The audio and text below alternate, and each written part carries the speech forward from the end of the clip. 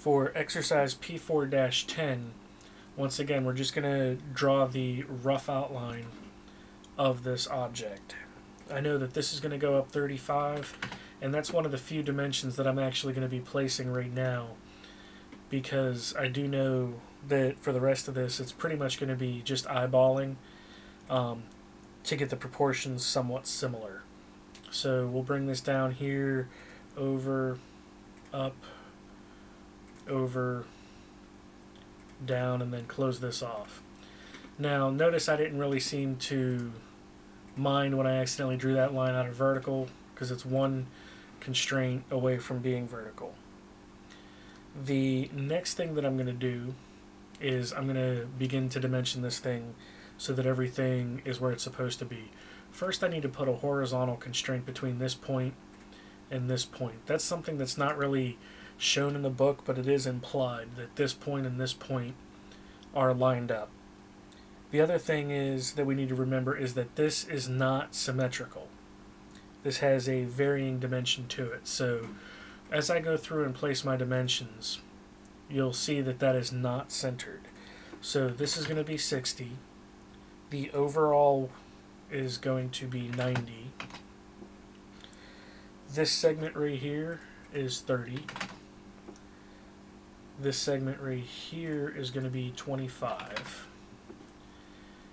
This distance is 20. The height from here to here is 12. And the height of the side of this is 25.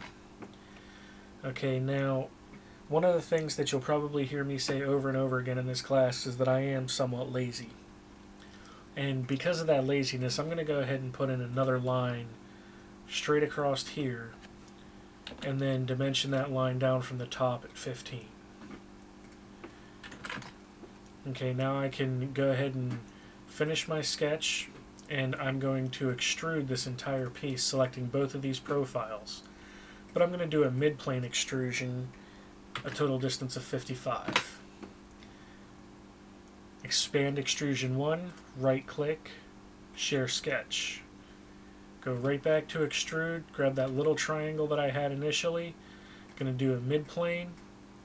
In this case, it's going to be, since it's 15 on both sides, that's a total of 30, leaving 25 in the middle. So we'll put 25, and I'm going to select the cut option and say OK. So that cuts out this piece without having to go back in and draw another sketch. Right click back on the sketch, uncheck visibility. Next I'm going to do a new sketch on this surface, and this is going to be a very simple sketch. It's going to be a single line that goes from here to here that I will now dimension off of the front edge. It goes up 5, and off of the back edge it is 15. That's all I need for that sketch, so I can finish that sketch. Go to extrude, select this profile.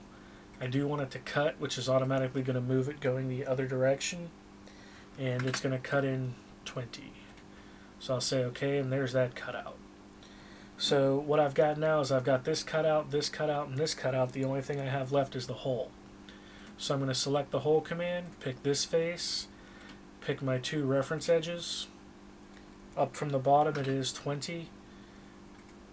From the side it is also 20. It does go through all and have a diameter of 14. I'll apply that, and here you can now see the completed version of exercise 4-10.